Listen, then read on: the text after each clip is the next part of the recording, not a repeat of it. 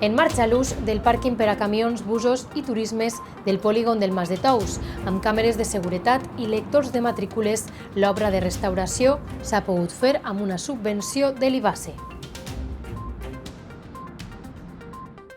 Amb esta imatge, millores d'urbanisme i per l'economia local donem inici a l'informatiu d'esta setmana. Esta i altres informacions les ampliarem en els pròxims minuts. Sumari i comencem. Es presenta el projecte de la carretera de la Cima. Les obres començarien en un mes. S'obre al públic l'exposició que explica el procés de restauració de la Bifas de la Pobla. Bea Oliver és la persona que ha fet la restauració. Victòria important per al Vallbonense. Els blanquirrojos guanyaren a casa per 1-0 davant el Torre Levante. El veïnat de les urbanitzacions de la zona est de la Pobla ja coneix de primera mà el projecte de la nova carretera de la Cima. Les obres donaran inici en un mes aproximadament amb una inversió d'1.400.000 euros. El quasi quilòmetre i mig de la carretera de la Cima començarà a canviar el seu aspecte en un mes aproximadament, ja que l'inici de les obres és imminent. L'objectiu d'esta obra és millorar la seguretat de l'accés a l'actual carretera que uneix l'autovia i les urbanitzacions La Cima i la Conarda, eliminant les revoltes més perilloses, especialment la del Pou de la finca de Sant Lluís, la creació de 2 rotondes, la construcció d'un carril bici compartit amb vianants i l'ampliació a 12 metres de la plataforma de circulació sense canvi del traçat. Este projecte va ser presentat al veïnat de les urbanitzacions a les quals donarà servici la nova carretera el passat cap de setmana en el Centre Social de la Cima, amb una reunió oberta amb la qual explicar el projecte i les seues característiques, així com la resolució dels dubtes del veïnat al voltant de l'obra. Ya tenemos todos los terrenos expropiados, contratada la obra, 1,5 millones de recursos del ayuntamiento de un préstamo que se va a poner en marcha y sobre todo felicitaciones, como he dicho al principio en la reunión, a todos los vecinos y vecinas de la zona de la Cima, San Lázaro y la Conarda, que por fin tienen el acceso en condiciones, tendrán un carril bici, pasa de una carretera de 8 metros a 15 metros, con un carril bici de 3,5 metros, carril ciclopeatonal que convivirá la bicicleta con el peatón y que conectará esta zona de urbanizaciones con el casco urbano. I que millora la seguretat de tota la circulació d'aquest àmbit entre el polígon industrial, el carrer Roma i l'accés des del polígon Mas de Tous fins a la rotonda que tenen en l'entrada en aquesta urbanització de la Cima i la zona d'accés a les Penyes. També donarà servei a la part de la Mallaeta o Sant Llàcer en una rotonda que millorarà la seguretat i a banda se genera un nou carril ciclovianant, de manera que la mobilitat sostenible a peu, en bicicleta, en patinet, pugui tindre la seva calçada en seguretat i millore aquesta comunicació entre les zones residencials i altres zones de molt d'ús com l'autovia, el polígon, el poble. La nova carretera, que donarà servici a més de 3.000 persones, té una longitud total de 1.450 metres dividits en 2 trams. El primer d'ells des del polígon fins a la rotonda d'entrada a Maravissa, de 650 metres, i un altre des de Maravissa fins a l'entrada de la Cima, d'uns 800 metres. El traçat de la calçada s'ajusta a l'ample i geometria recollits al Pla General i serà un vial que s'adaptarà a la normativa vigent de carreteres amb una amplària de via de 15 metres, una amplària de plataforma viària de 12, 2 carrils de circulació de 3,30 metres d'ample, un carril bici per a ciclovianants de 3 metres separat de la calçada, 2 vorals d'emergència d'1 metre d'amplària i 2 rotondes d'accés als nuclis residencials. Amb la posada en marxa de les obres es tanquen molts anys de demandes veïnals que demanaven la millora d'esta transitada via. Yo me retrotraigo a veces al año 2012, cuando las manifestaciones de los vecinos que bajaban con chalecos amarillos por la carretera de la Cima, sin prácticamente arcenes, y 10 años después es una realidad. Ha costado mucho tiempo, una inversión de 1,5 millones de euros, un proceso muy largo porque Los procesos de expropiación son procesos muy lentos y por fin se han terminado. Sí, és una reivindicació de molts anys. El pla general nostre i la manera del creixement de la Pobla ha sigut en nuclis separats del casc urbà, que han utilitzat carreteres locals, agrícoles, que se pavimentaven de la millor manera que se podia en aquell moment, i no han tingut una garantia de seguretat ni en els amples, ni en la traçada de les curves, ni en els encreuaments que foren segurs, ni n'hi havia contemplada la mobilitat que no fora la del cotxe, i per tant era molt esperat perquè tots els dies ho pateixen, i la seguretat vial jo crec que és algo que tots estem conscienciats que és prioritari.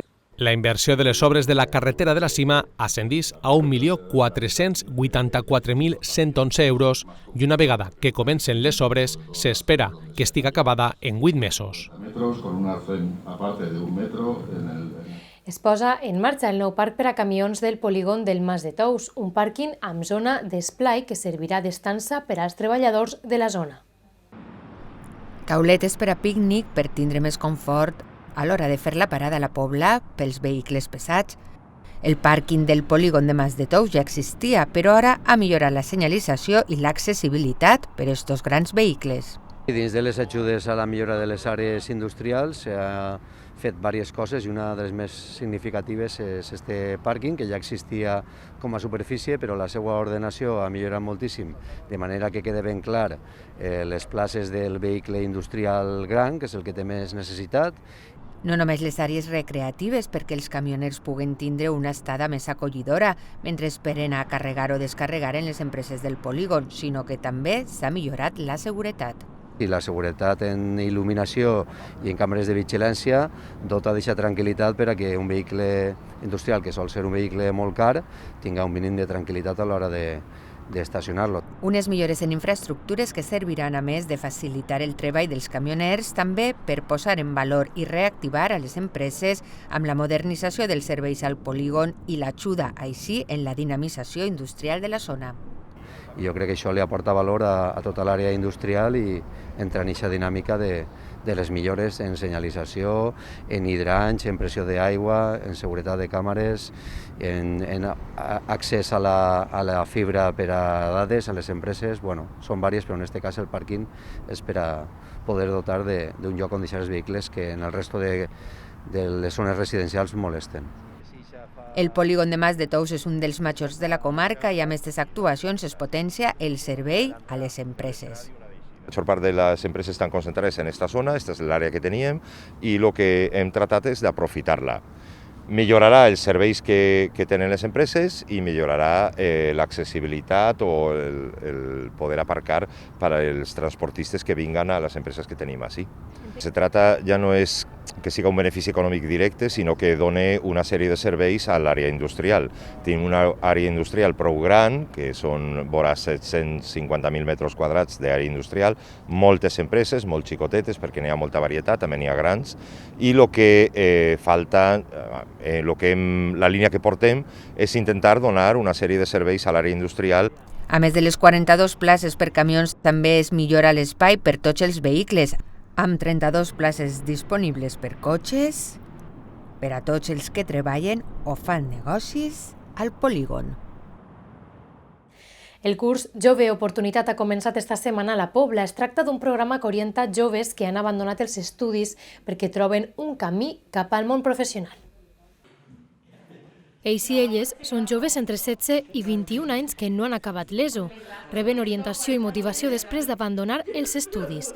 És l'objectiu del programa Joves Oportunitat. Abans d'entrar a una formació professional de grau mitjà, necessiten veure reforçada la seva autoestima i motivació. Mitjançant un coaching, una professora en aquest cas, guiar-los i donar-los un poquet d'ajuda per a preparar-los per a la prova de la FP de grau mig. Se'ls proporciona informació sobre les diferents branques de les FP, tot el més més pràctic possible perquè visiten empreses per poder descobrir la seva vocació.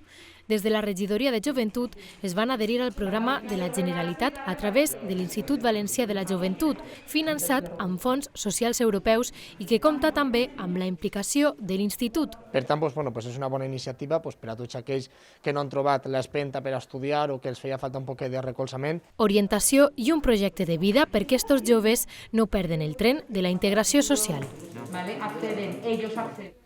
Esta setmana la Generalitat ha anunciat la fi de les restriccions per la pandèmia. Només es manté l'ús de la mascareta en interiors i en casos d'aglomeració de gent.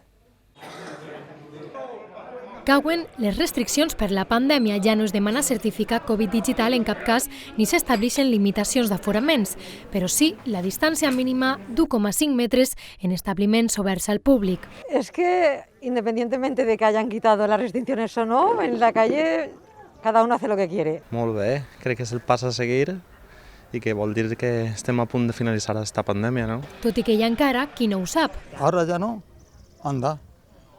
Pues mira, pues mejor, ¿no te parece? Això sí, es manté l'obligatorietat de l'ús de les mascaretes en espais públics tancats a partir dels 6 anys i l'ús d'elles en esdeveniments multitudinaris quan els assistents estiguen drets a l'aire lliure. Si estan asseguts, serà obligatori quan no es puga mantindre una distància de seguretat d'almenys 1,5 metres entre persones, excepte grups de convivents. Que sí que és de veres que la gent s'infectava exactament igual. En interior, no n'hi havia una diferència per culpa de la mascareta, pero lo del certificado COVID. La mascarilla no me la quitaré. Hasta que yo vea que todo el mundo se la ha quitado. No me fío ni de, como dice aquel, no me fío ni de mi padre. També s'ha de dur en els mitjans de transport públics i privats en cas de no ser convivents. No es pot fumar en la via pública, terrasses, platges o altres espais a l'aire lliure quan no es puga respectar la distància mínima interpersonal d'almenys 2 metres. L'ús de la mascareta a l'interior dels locals de restauració serà necessari quan no s'estiga consumint. Es permet l'ús de la barra per al consum sempre que siga mantenint la distància interpersonal de seguretat. La mascareta al ball també és obligatòria. Es permeten les actuacions professionals de grups musicals i discjòquei assegurant la ventilació suficient i una distància de seguretat d'almenys 2 metres entre músics i públic, en el cas de cantants i instruments de vent. Per a la realització d'activitat física i esportiva en els gimnasos serà obligatori l'ús de la mascareta. Per a l'activitat física en instal·lacions obertes o a l'aire lliure, el seu ús serà obligatori només en zones o espais amb gran afluència de persones on no siga possible mantindre la distància de seguretat interpersonal. La pràctica esportiva en l'àmbit dels entrenaments i competicions professionals i no professionals serà considerada activitat incompatible per la seva pròpia naturalesa amb l'ús de la mascareta. Pel que fa als esdeveniments esportius en general, l'ús de la mascareta es reforçarà quan no es puga garantir la distància de seguretat interpersonal d'1,5 metres. En estos esdeveniments, excepte consum d'aigua, el consum d'aliments i begudes es farà exclusivament en la zona de restauració que s'habilite. Amb tot, esperem que cap de les restriccions eliminades torne per la pandèmia. Continuen a la baixa els contagis a la Pobla. En els últims 14 dies, Sanitat ha notificat 295 casos per cada 100.000 habitants, segons les dades actualitzades a data de 22 de febrer. La incidència acumulada baixa a 1.100 casos per cada 100.000 habitants. Això són nivells que no veiem des de principis de desembre de 2021.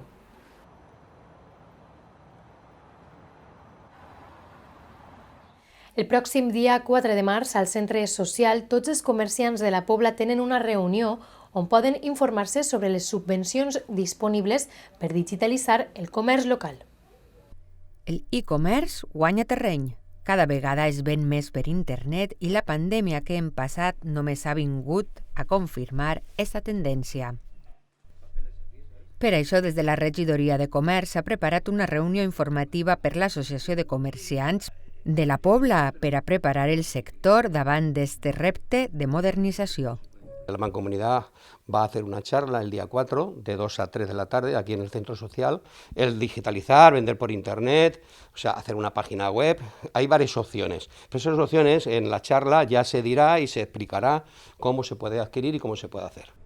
Una reunió on s'informarà de les diferents maneres de passar al comerç electrònic, però sobretot de les línies de subvenció que hi ha per esta digitalització. va a venir pues lo que es de la AFID, de la Asociación de Formación e Innovación del Comercio, para explicar esas subvenciones que en breve van a salir. O sea, el tiempo apremia porque creo que a partir de principio de marzo o así empiezan a ya hacerse las solicitudes. Lo que se va a hacer es explicar cómo adquirir esas subvenciones, que van unas subvenciones desde 2.000 euros hasta 12.000 euros. Entonces es muy interesante hacer un llamamiento que los máximos comerciantes vengan y empiecen de alguna manera a ver cómo se puede digitalizar lo que es toda la comarca de Camp de Túria, que en este caso la Pobla de Bona sí que sería bueno que entrara a la... Tot perquè la proximitat del comerç local arribe a la porta de casa amb només un clic, sense passar per la tenda, però amb la mateixa confiança i tracte personal de sempre. L'Ajuntament ha convocat les bases dels Premis Igualtat 2022.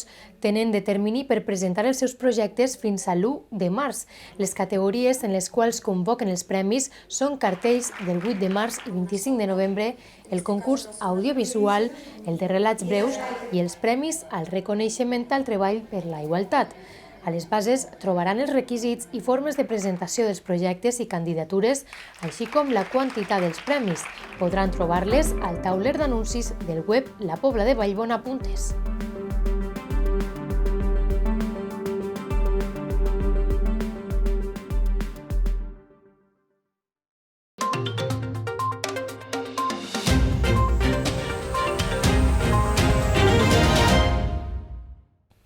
Ja és possible admirar el bifàs de l'església de Sant Jaume en tota la seva esplendor, després d'un llarg procés de restauració portat a terme per la restauradora de la Pobla, Beatriz Oliver.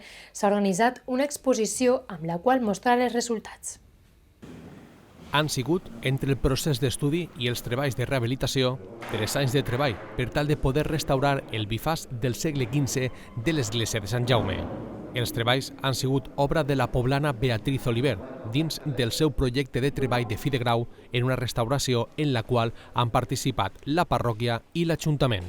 La vaig començar a estudiar en el meu treball final de grau i una volta estudiada començarem a fer totes les proves analítiques i un estudi més profund en el treball final de màster i on se va restaurar. Estiguerem al voltant d'un any restaurant-la, únicament restaurant-la, i 2 anys estudiant-la. I s'ha bifàs després de molts anys de treball, després de convenis amb l'Església, amb l'inestimable ajuda de l'Església que mai ens cansarem de reconèixer i de celebrar, podem parlar ja d'una restauració integral de la peça en la que l'Ajuntament, com no pot ser d'una altra manera, ha col·laborat estretament en la seva difusió i econòmicament a través d'una subvenció per a la seva restauració. I la veritat és que poder difondre el ric patrimoni que tenim, doncs, la veritat és que t'ompli d'emoció després de tants anys de treball.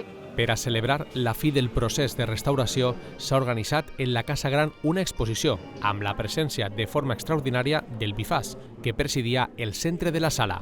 Amb aquesta exposició vol explicar-se a la gent el context històric de la valuosíssima bifàs, així com el seu estudi tècnic i el procés de restauració.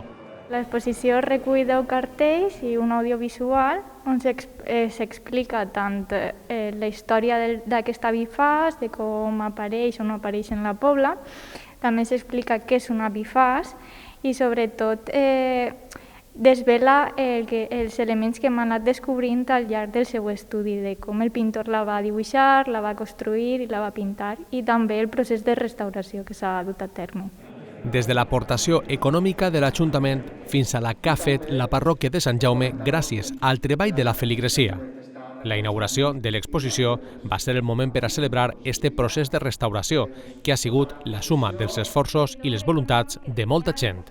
Jo pensava que era, com diu la gent, no? La gent pues, la tenia com una cosa ahí que molestava en tots els puestos, l'apartaven d'un puesto a un altre i sin embargo, pues, quan vingué Beatriz i me digué, i vingué la que estava fent la seva tesis i tal, i m'explicaren coses i tal, pues, vàrem anar descobrint que efectivament pues, podia ser no un trasto més que estava allí, sinó una cosa important, i de fet així n'ha sigut.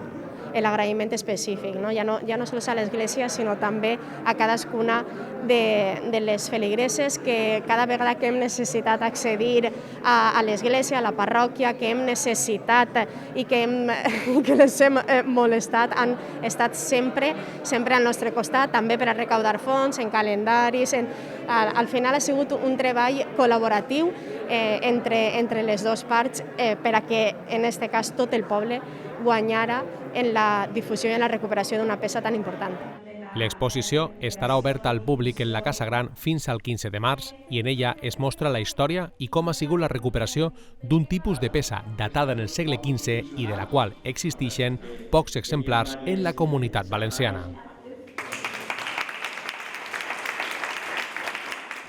Dissabte, la Falla Josep Antoni va fer l'acte d'imposició de bandes. Després de 2 anys, els representants infantils Fran i Daniela, la fallera major Amanda Sanz i la resta de la comissió tornaren a pujar a l'escenari de la Casa de la Cultura. Des de les 6 de la vesprada, els fallers i falleres de la Falla dels Xiquets van acudir a la Casa de la Cultura. L'acte d'exaltació torna a reunir després de 2 anys a Fran, Daniela i Amanda, que van tornar a escoltar el seu nom amb el càrrec de màxims representants. En primer lloc, la fallera major infantil Daniela Garrido. Fallera major infantil, any 2022... Daniela Garrido i García. En segon lloc, el president infantil Fran García. I per fi, la fallera major Amanda Sanz. En els seus discursos van expressar l'emoció d'haver superat 2 anys d'inactivitat i d'un somni paralitzat. Però no ens va importar, perquè encara que no varen tindre mascletades, les nostres olles se sentiren per tot el poble. La resiliència, eixa capacitat d'adaptar-se i superar totes les adversitats, va marcar l'acte de presentació. Mirades al futur també amb l'entrada dels nous fallers i falleres nascuts des de 2020. I les paraules del nou president de la Falla, Josep Antoni, Diego Peinado, que enceta nova etapa a la Falla. Mare, gràcies per apoyar-me des del primer moment on vaig prendre la decisió d'estar al capdamunt d'esta Falla. Falla que m'ha vist créixer i que espera estar a l'altura del càrrec. Amb els discursos institucionals de l'alcalde Josep Vicent García i el regidor de Falles Jaime Ruiz, així com la presència de la resta del col·lectiu fester, es va posar la cirereta a la presentació de la Falla Josep Antoni per a l'exercici 2022. I aquestes són les activitats culturals programades a la Pobla per als pròxims dies. Dissabte 26 de febrer, a les 12 del matí, poden assistir a una sessió de contes i rondalles valencianes al Centre Social Sant Martí. L'activitat és gratuïta i no cal inscripció. També el dissabte al matí, el Centre d'Estudis Locals de la Pobla celebra la segona trobada de totes les associacions culturals i del Centre d'Estudis Locals de la comarca, unificades amb l'Institut d'Estudis Comarcals IDECO. Serà el dissabte 26 de febrer a les 11 del matí a la Casa Gran. El dissabte de vesprada també serà el torn de la imposició de bandes de la Falla Mas de Tous. Serà a les 6 de la vesprada a la Casa de la Cultura.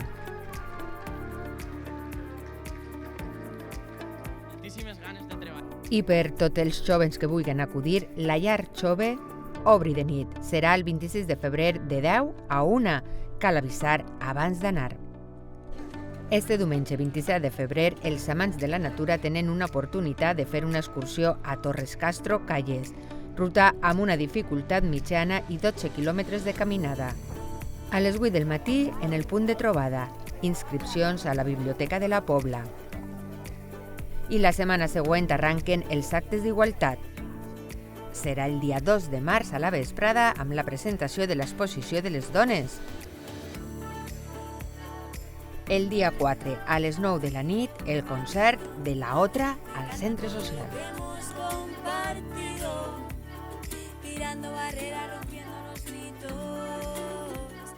Vos deixem amb les ofertes d'ocupació que ens han arribat esta setmana des de l'Agència de Desenvolupament Local. Es necessita persona amb discapacitat per neteja viària. Els requisits són tindre 6 mesos d'experiència prèvia, una discapacitat del 33% i tindre vehicle propi. El lloc de treball és a Pedralba. La jornada laboral és d'unes 5 hores de dilluns a divendres i 3 hores els caps de setmana. Se sol·licita paleta amb experiència en formigonada, anivellament, solat i enratxolat per a tota mena de materials a utilitzar. Entre les seues funcions complementàries estaria donar suport al muntatge d'estructures metàl·liques, panells, façana, coberta i pintura, així com moviment de materials. Els requisits són ser oficial de primera i tindre experiència mínima de 5 anys. Les funcions s'exerciran principalment a la Pobla, amb sortides puntuals a muntatges en clients. Se sol·licita un palet amb especialitat en pla dur, que sàpiga replantejar segons plans, muntar, encitar, col·locar plaques i muntar falsos sostres, tant desmuntables com fixos. Entre les seues funcions complementàries estaria donar suport al muntatge d'estructures metàl·liques, panells, façana, coberta i pintura, així com moviment de materials. Els requisits són ser oficial de primera amb experiència mínima de 5 anys. Les funcions s'exerciran principalment a la Pobla de Vallbona, amb sortides puntuals a muntatges en clients. Se sol·licita un climatitzador amb experiència en instal·lació, revisió i manteniment d'aparells de climatització o sistemes de climatització per conductes. Entre les seues funcions complementàries estaria donar suport al muntatge d'estructures metàl·liques, panells, façana, coberta i pintura, així com moviment de materials. Els requisits són ser oficial de primera amb experiència mínima de 5 anys. Les funcions s'exerciran principalment a la Pobla, amb sortides puntuals a muntatges en clients. Es necessita empleada domèstica, un treball de 60 hores mensuals repartides en 3 hores diàries de dilluns a divendres per a la zona de Santa Bàrbara, a Rocafort. Els requisits són tindre vehicle propi. Les funcions són neteja, bugada i planxa. Es necessita ajudant de cuina o monitora de menjador. El contracte és de mitja jornada. El lloc de treball és a Llíria. Per a més informació, cal telefonar al telèfon 96 276 30 21 en horari de 9 a 2 de la vesprada o enviar el currículum a empleo@lapobladevallbona.es o lapobla.empleo@gmail.com.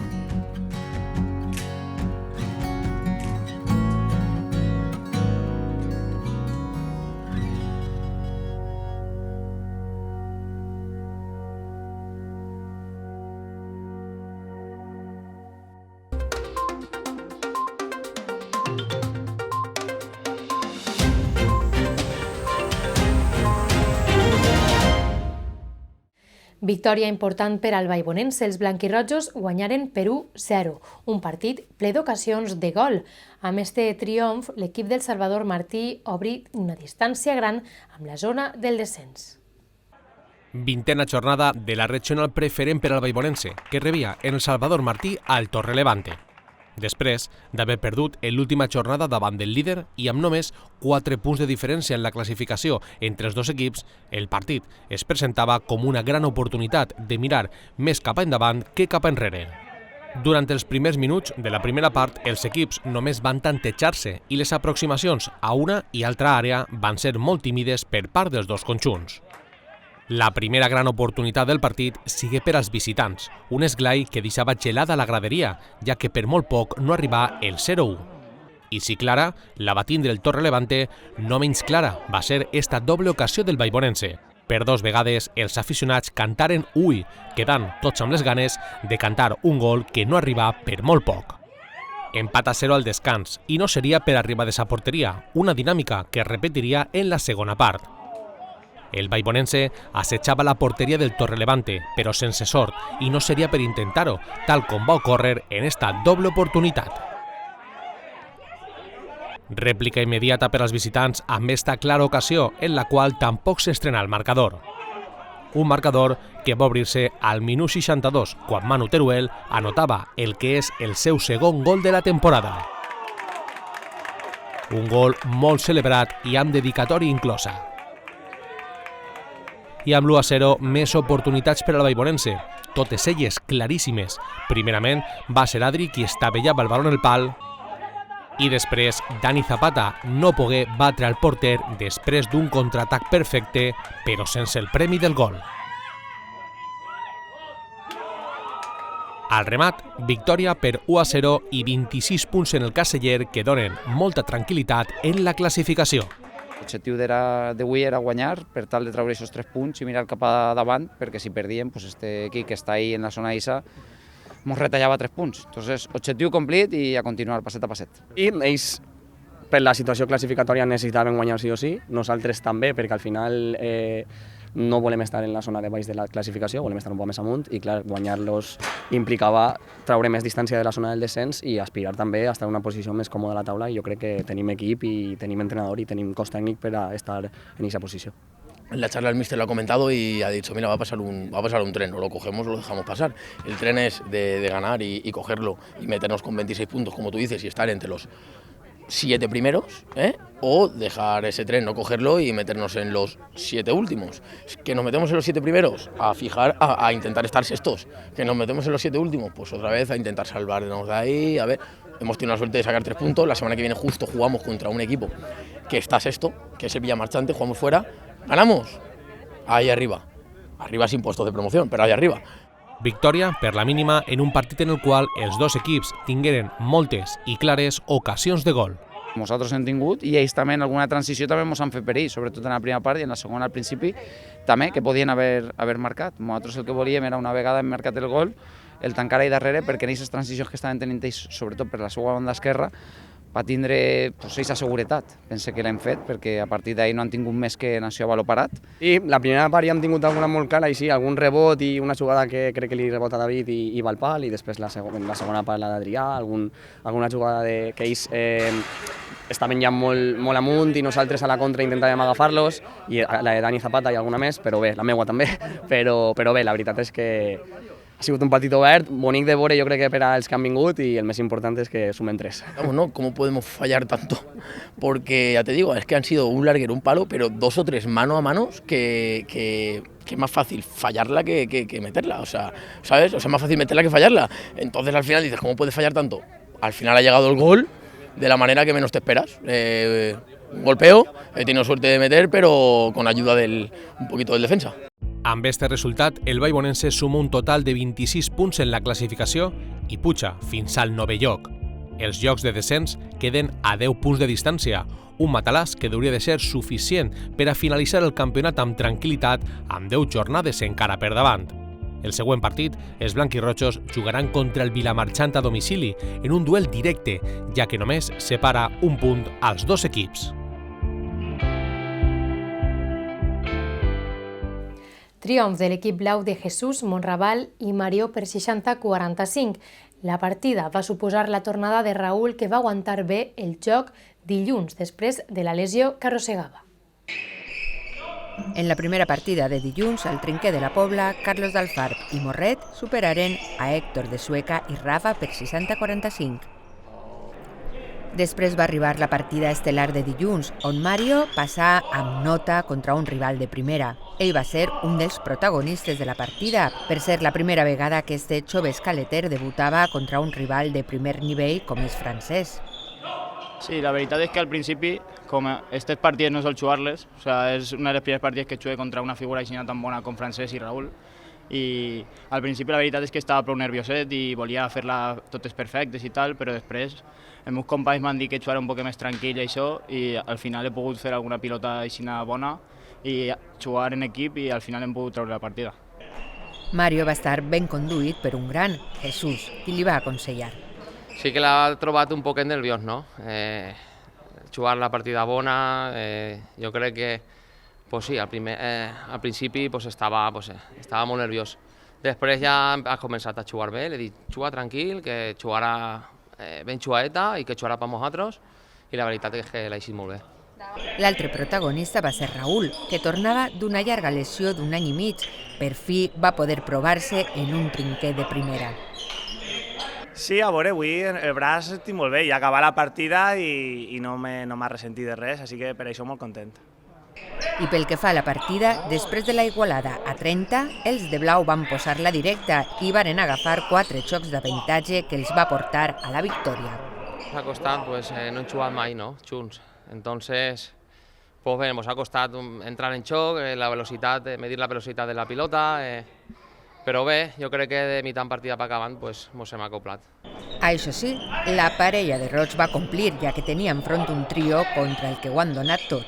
Per 3, i damunt d'un trinquet que és xicotet com este, moltes vegades no estàs forat on ficar la pilota, no? I Mario juga molt bé, ha anat de menys a més i ha fet un final de partida impressionant. El resultat final ha estat de 60-45 i el públic ha acabat aplaudint i gaudint d'una bona partida de dilluns al Trinquet de la Pobla. El campionat autonòmic d'escala i corda està en la seva recta final i el passat cap de setmana sigui el moment per disputar les semifinals. Pel que fa al Club de la Pobla, les partides d'anada deixen un balanç de 2 victòries i una derrota. Maratoniana jornada de pilota en el Trinquet Miguel Canyà amb la disputa de les partides d'anada de les semifinals del campionat autonòmic AON d'escala i corda. El primer dels enfrontaments va ser la semifinal de la categoria quarta A, on es van veure les cares els equips de la Pobla C i el club de pilota Almassora. La partida tingué poca emoció i el domini dels poblans va ser molt clar des del primer xoc, no donant espai a que els almassorins pogueren entrar en la dinàmica de la partida. El marcador de 60-5, favorable a Salva, Carles i Jordi, els deixa amb més que un peu i mig en la final. Ha sigut una partida que en quant a resultat tenim un resultat holgat, tenim molta confiança i oportunitats d'arribar a la final. El que passa que ha sigut una partida que no per el resultat sinó per el xoc ha estat un poc més igualat que en quant a resultat. Jordi ha jugat molt bé, jo sóc el que més regular i Salva, com sempre, com una màquina. La segona de les partides corresponia a la categoria juvenil. Ibai, Ferran i Isaac, el Caixa Popular Pobla G, jugava contra l'Alfara del Patriarca B. La partida va estar decantada en tot moment cap als jugadors d'Alfara, que tot i ser una parella contra un trio, feren valdre la superioritat de l'edat per a guanyar la partida, tot i que el trio de la Pobla va oferir la seva millor versió, però no va ser suficient per a traure un resultat bo per a la tornada. Derrota per 20-60 i ara a esperar el resultat al Trinquet d'Alfara. Hem començat igual en la partida, però els rivals han sigut superiors a nosaltres i nosaltres no hem jugat mal, però al final ens han acabat guanyant. I la vesprada de pilota es tancava amb la semifinal de la categoria segona A, amb un enfrontament entre la Pobla i l'equip Trinquet de Torrent. Emocionant partida que pareixia que els de la Pobla guanyarien de forma patida però amb solvència i que va complicar-se en els últims jocs fruit del cansament. Els torrentins empataven a 50 i pareixia que l'enfrontament acabaria per canviar de color. En l'últim moment, els poblans tragueren forces d'on no quedaven i aconseguiren guanyar per un ajustat 60-50 que deixa oberta la semifinal. Una partida molt igualada. Sí que és veritat que nosaltres agarrem avantatge, no sé si 3 o 4 xocs, però bueno, ellos la veritat que no se'n van avall i es comencen a pintar-los més les coses a ellos, nosaltres se manegem un pelín, ens igualen, però bueno, hem sabut estar en la partida i no anar-se'n d'ella i al final hem pogut guanyar-los. Sí, ara juguem la tornada allà en el seu trinquet i, claro, allí ells tindran un poc més d'avantatge. Nosaltres tenim que anar a muerte a guanyar la partida. Nosaltres tenim que anar a guanyar la partida, no ens val anar a buscar el 55. Este cap de setmana quedaran resoltes les semifinals d'este campionat. Les finals es disputaran el cap de setmana del 12 i 13 de març en una seu encara per determinar. Esta setmana s'ha celebrat el Consell de l'Esport. Alguns punts de l'ordre del dia han sigut la tramitació de subvencions, l'ús i inversions en les instal·lacions esportives, així com la programació d'esdeveniments en l'any 2022. Primera cita de l'any 2022 per al Consell de l'Esport en el centre social. Un dels primers punts de l'ordre del dia sigue la informació sobre la gestió per a la tramitació de les subvencions i la creació d'una comissió per a modificar les bases per les quals estan regides aquestes subvencions. Un dels temes més importants que teníem era el tema de les subvencions, no sols informar de l'estat de cadascuna de les línies de subvencions, sinó també hem creat una comissió encarregada de refer algunes de les bases, sobretot les de concurrència competitiva, on anem a incloure algun ítem més per a valorar, diferent dels que ja teníem, i les d'esport solidari, que també anem a intentar fer una tramitació un poquet més senzilla de cara tant als clubs com als beneficiaris. Altres assumptes tractats sigueren les inversions realitzades en els últims mesos en les instal·lacions esportives, de la mateixa manera que les següents que s'han de produir en els pròxims mesos. Un altre punt tractat van ser els esdeveniments esportius que van a celebrar-se durant l'any 2022. Cal destacar els canvis que s'han proposat per als Premis de l'Esport. Hem coincidit amb les associacions esportives en què n'hi ha algunes categories que no sempre troben un premiat, un premiat que realment siga procedent donar-li el premi, i en canvi n'hi ha algunes categories que podrien tindre cabuda i que hem aportat i que hem elencat per a incloure-les en les categories de premis de 2022. Una de les novetats plantejades va ser l'organització de xerrades o tallers per part de psicòlegs esportius.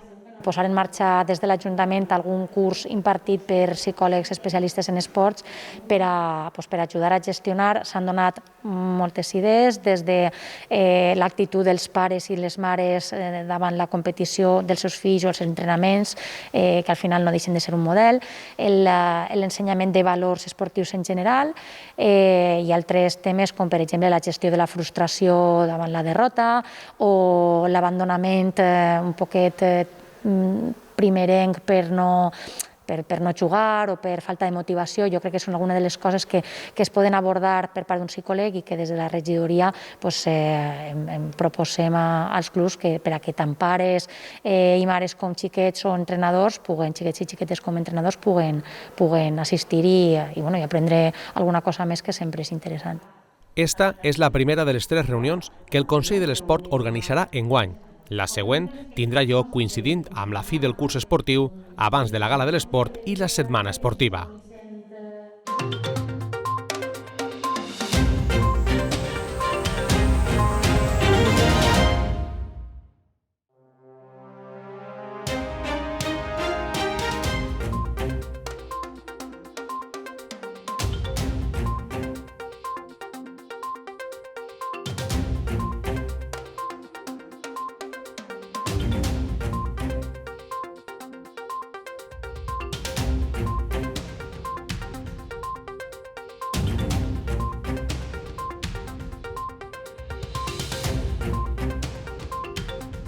Fins ací tota l'actualitat dels últims 7 dies. Recorden que este informatiu el poden veure a la carta al nostre canal de YouTube i també en les repeticions per televisió. Ens veiem en el pròxim Dijous Notícies.